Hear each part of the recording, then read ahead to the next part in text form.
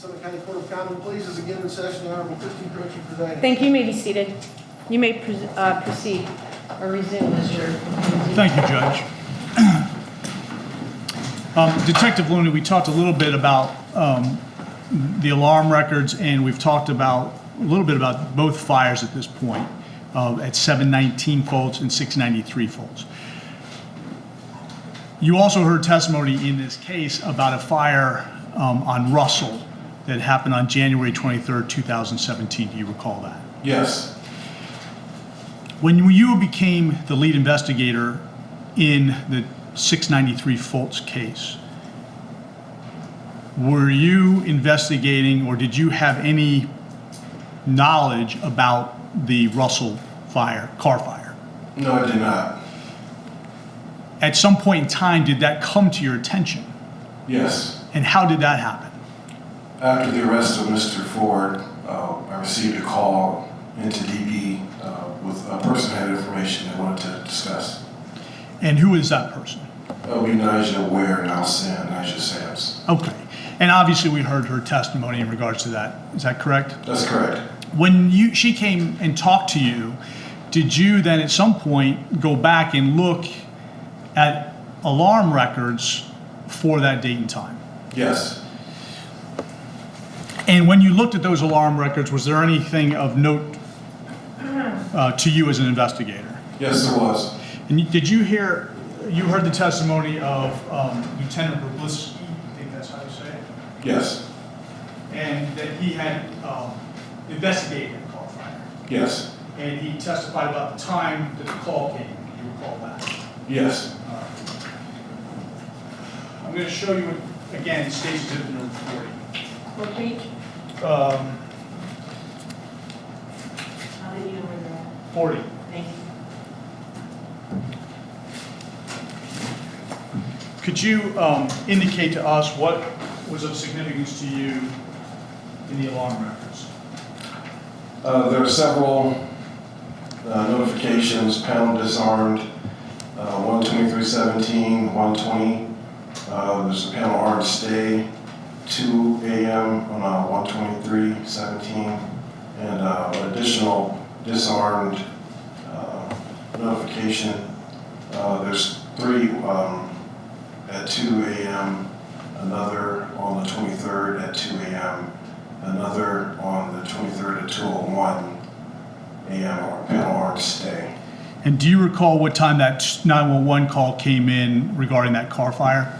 I believe 2 a.m. was mentioned. 2 a.m.? I believe it was 2 a.m. roughly. I'd have to see that. Okay. The report.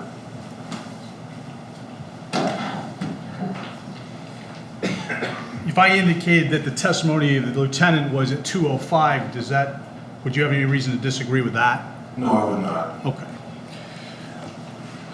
So showing you now here, States 40, page 40. You talked about at 1:23 that at 1:23 on 2017 at 1. Yeah, I see that. At 1:20 a.m. the panel was disarmed, and of course it says by Stanley Ford. Correct? That's correct. And these are the series of alarm keys or being keyed into the alarm that you are indicating. That's correct. And again, then we have the next one is on the same date at 2 a.m. Is that correct? Yes, that's correct. And what happened there?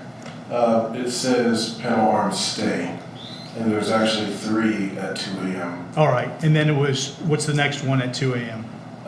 It says panel disarmed by Stanley Ford. And then what's the next one at 2 o'clock? Panel armed stay. And then the next one? 2:01 a.m. panel disarmed by Stanley Ford. And then the last one on 123 at that time? Go ahead. I'm sorry, panel armed stay, 2:02 a.m.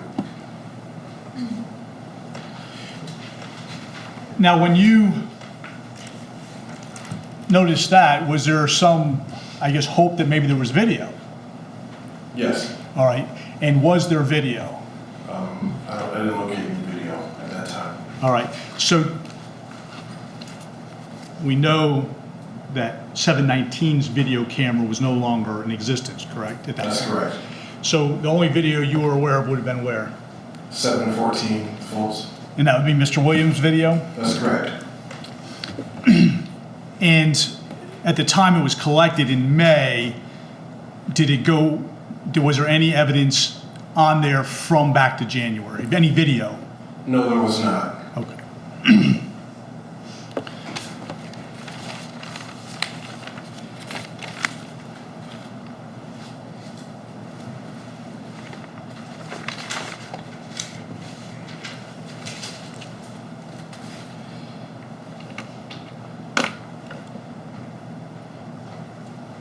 In regards to your investigation, once Mr. Ford was arrested on May 23rd, 2017, did the investigation stop or did it continue? It continued. And during that investigation, you obviously put a lot of importance on the things you talked about with Mr. Ford about coming in that side door. Is that correct? Yes. At some point in time, were you made aware or did you become aware of Mr. Ford discussing 730? Yes. 730 Fultz address? Yes. And that would be through what means? The jail calls. And what was Mr. Ford, I guess, representing on those calls about 730?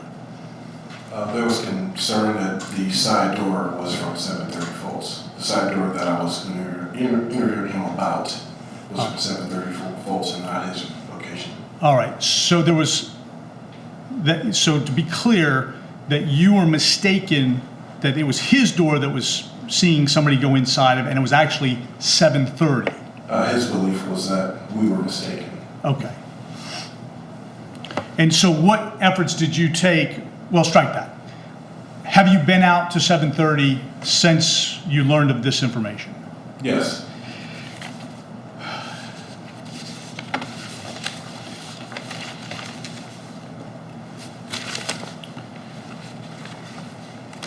First of all, I'm going to show you State's Exhibit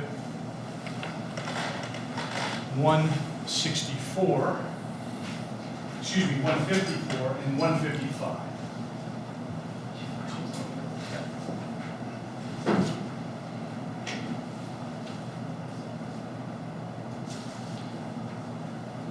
Do you recognize those? Yes, I do. And what do they represent? 154 exhibit represents a overall shot of the side view of 1370 Hillcrest and the house 730 Fultz, that view. And exhibit 155 represents a front view of 730 Fultz, a portion of it. All right. And what color is the house at 730 Fultz in those photographs? It's pink. And back in May of 2017, when that 693 Fultz fire took place, was that the color of the house then? Yes. And were these, do these photographs accurately represent the house at the time of that fire at 693 Fultz? That's correct, yes.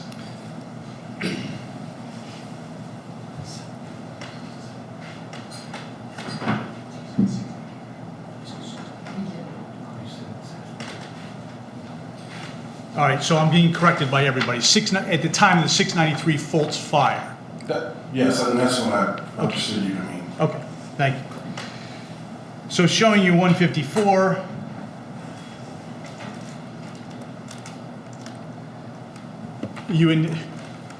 Which house is this? That is 1370 Hillcrest, the side door, side view. And is that, whose house is that? That is Mr. Ford's house. All right. And then what is this house here? That is 730 Fultz Street. And then State's 155, what is that? That is the front view of 730 Fultz, a portion of it. And that door on the front of 730 Fultz, which way does it open? It opens inward. All right. Is there a screen door on it? Not at this time, no. Okay.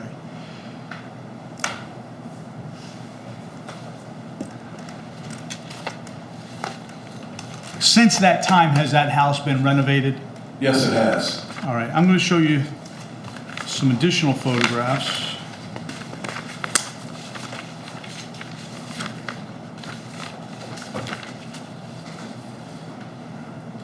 Showing you states 156, 157, 158, and 159.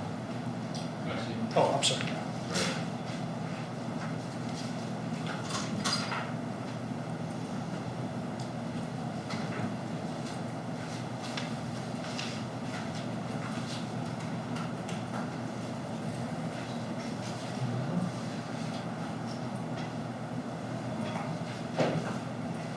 I may have messed up your order, I apologize. Take a look at those and tell me if you recognize those.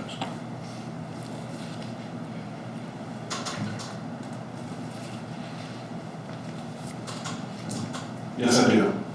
And just generally, we'll show them to the jury here in a moment, but when would those be more recent photographs? Yes, they are. All right, and in those photographs, generally, what are they depicting? 156 exhibit is a view taken from the yard of 714 Fultz, showing in the distance 1370 Hillcrest Street. Okay, and the next one? This is exhibit 157, showing standing in the yard of 714 Fultz, showing the view of 1370 at a closer depiction across the street. Okay, Exhibit 158 shows the another close-up view or zoomed-in view of 1370 Hillcrest and the side view of the home there at 1370 as well. okay. And the last one? Exhibit 159 is a view of the most current depiction of 730 Fultz from an angle. All right, and you said the most current depiction. Is there a screen door on that one? There's no screen door at this time. All right. Were you there at the time of the jury view? Yes, And is there a screen door on there now? there is a screen door currently, yes. But that was not there even at this time and more recent. That's correct.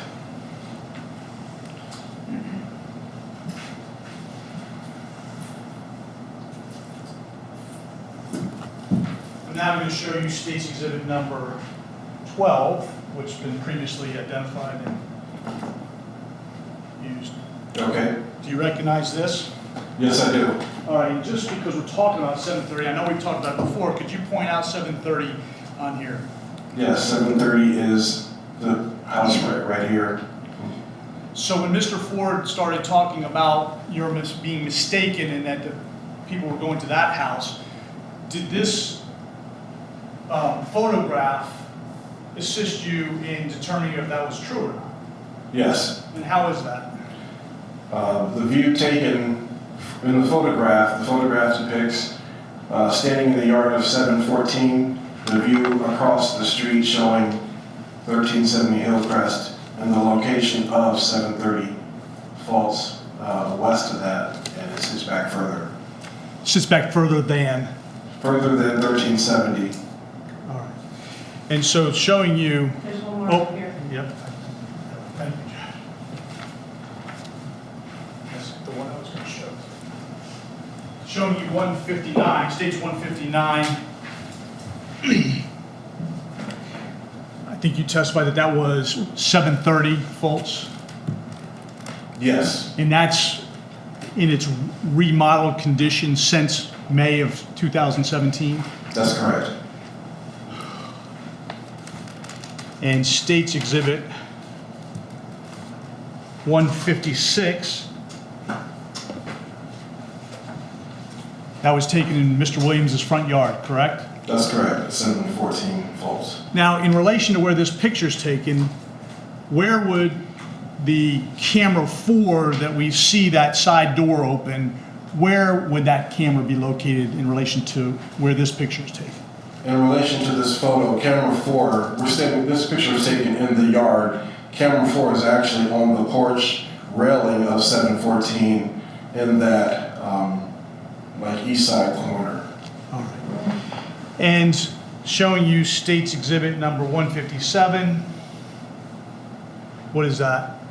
This is an additional photo taken from the yard of 714 Fultz, showing 1370 Hillcrest across the street and the side view of 1370 All right. Hillcrest. Now, so this is more of a zoomed photo, is that correct? It appears to be, yes. And then finally, 158.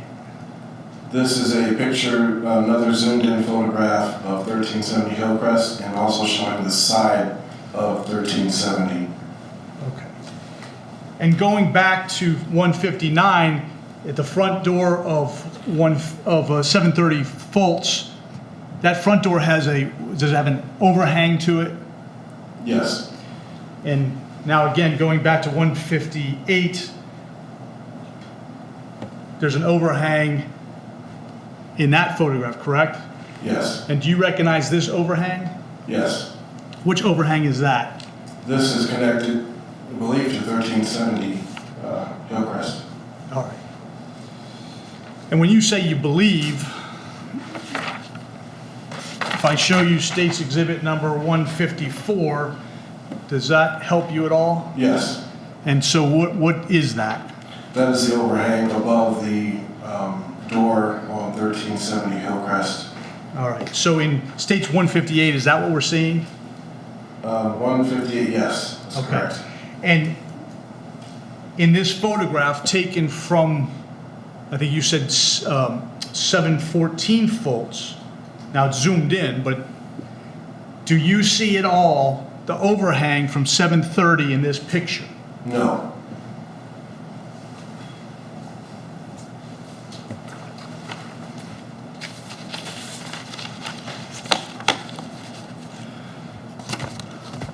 In regards to your investigation, initially, you had video, correct? Yes. And you were investigating Mr. Ford. Yes. At some point in time, were there videos put together which were referred to as the side-by-sides? Yes. And why was that done? That was done for comparison. So I'm going to show you. You may.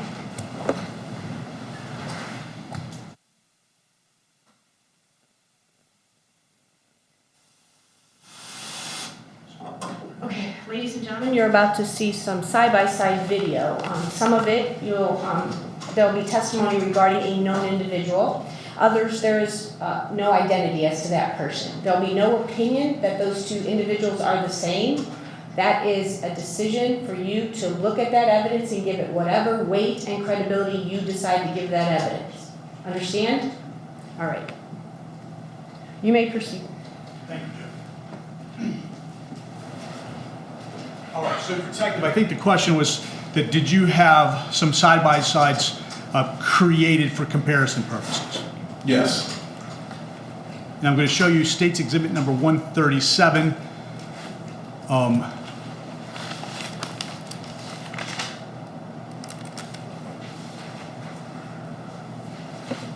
And this was previously identified by Mr. Barkhurst.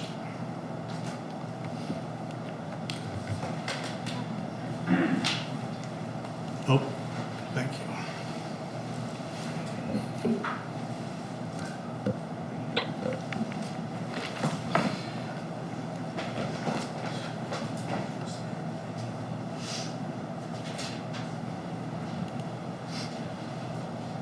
All right, so this was what we saw yesterday with Brad Barkhurst, correct? This title page? Yes. Okay.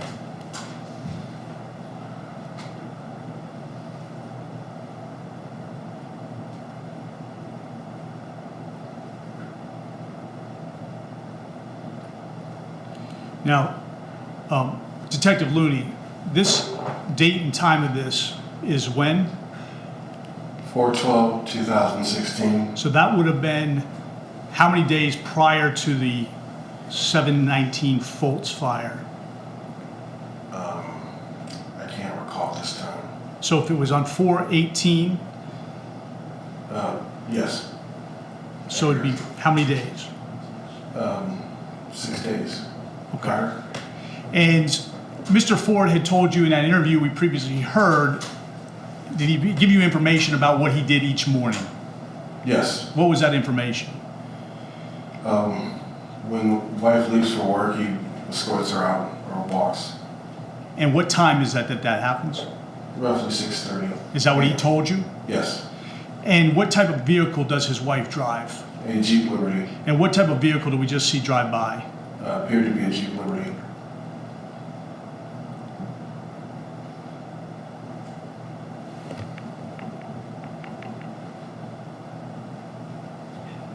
And in regards to the video that we're seeing on the right, what are we seeing there? This is a video of an individual walking in the area of Folsom Hillcrest. All right. Now, in regards to the one on the right, we know who that individual is. Is that correct? Yes. Who is that? That's Mr. Ford. All right. And what day would this video have been taken? I don't have that date. Was it the date of the search warrant? I believe it was the date of the search warrant, yes. 2017.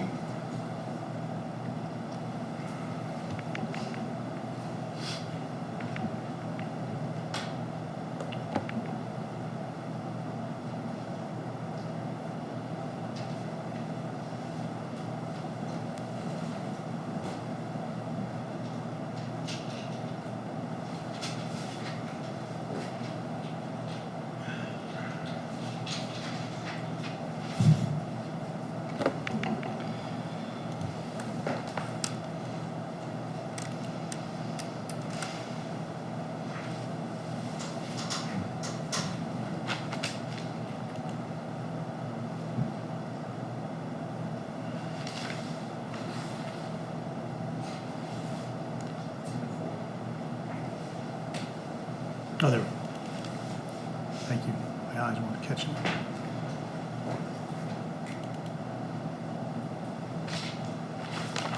And now we're looking at State's Exhibit 134, previously identified by Brad Barkers, correct? That's correct.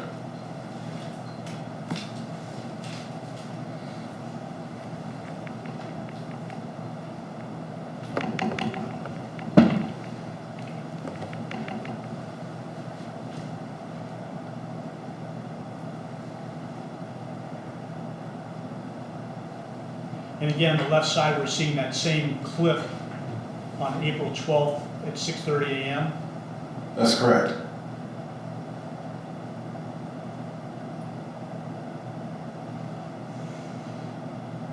And on the right side, we saw what? There was a portion of video from the surveillance.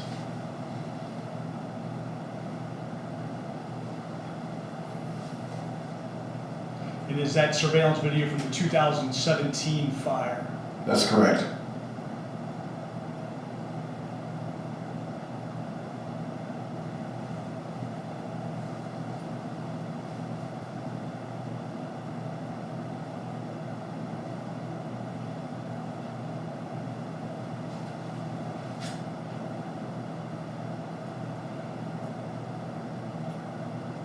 And again, we have the comparison on the left, but the right one is now is from what? That is from the 2017 fire. Surveillance? Surveillance video, yes. Okay. And these are different clips from that surveillance video, is that fair? That's fair, yes.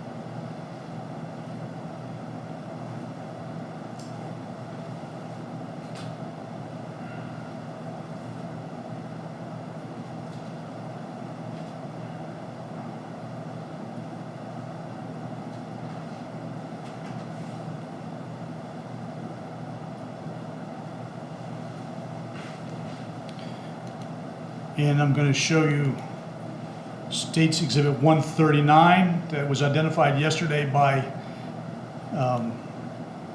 Mr. Barkhurst. Do you recognize that? Yes. Okay.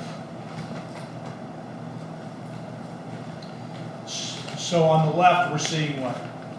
Surveillance video from 2017. And on the right, The search warrant video from 2017.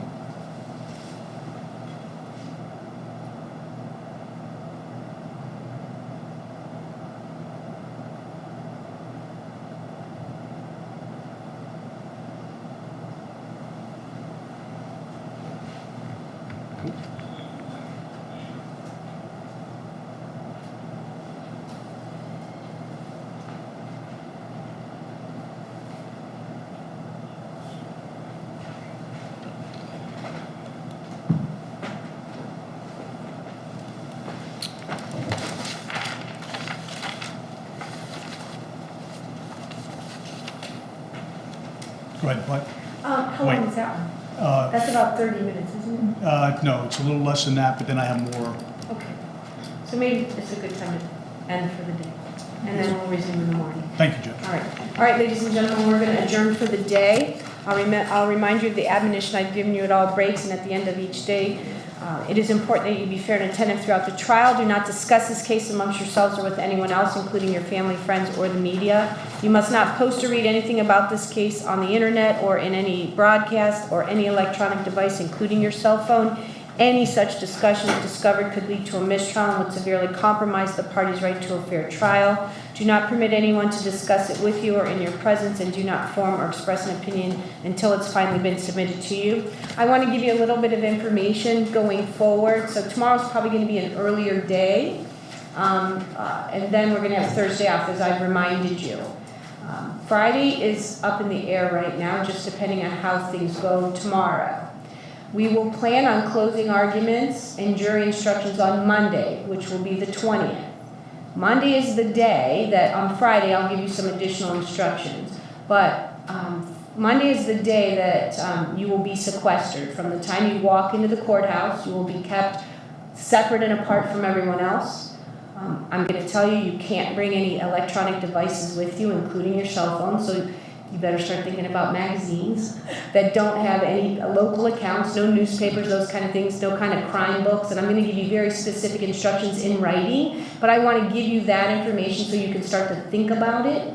And then there'll be further instructions about what you'll do Monday morning when you come with your suitcase or your overnight bag and what you'll bring at that point in time. But I wanted to kind of give you this information so that you'll be aware of it. The alternates will be sequestered, separate and apart from the deliberating jury. You'll be held in another room. You'll have, you will not also be able to have any type of electronic devices, so you need to bring something that's going to keep you busy. And then if there's a need to sequester overnight, you'll be sequestered in your own room at a local hotel. We do not disclose where that is, of course, as you can imagine. And then there'll be specific instructions you'll have. You'll be brought back the next day and you'll continue your deliberations. If we deliberate here through the 7 or 8 o'clock hour, of course, we will provide you your meals, so you don't have to worry about that. But we'll go into a little more detail about that, but I wanted you to start thinking about it for Monday. Juror number 7. If I have a serious food allergy? Yes, we can make any accommodations. So there's going to be some forms I'm going to have you fill out, most likely tomorrow, since we're going to end a little early. It's about allergies, it's about doctors, it's about contacts, it's about all those things, and then I'm going to have an instruction to you going forward about what the admonitions are about being sequestered. Okay? Sorry to be difficult. One more question. If I have a mother in the hospital, can I give? Yes, and there's no, I think we got them all covered, I Okay, promise you. awesome. You'll have emergency contacts for both day and night, and then they will go through that contact to get any type of information to you. Thank you very much. Mr. LaPrince. On the sidebar. So with that, we'll see you tomorrow morning at 9 a.m. Remember my admonitions, thank you. All right, please.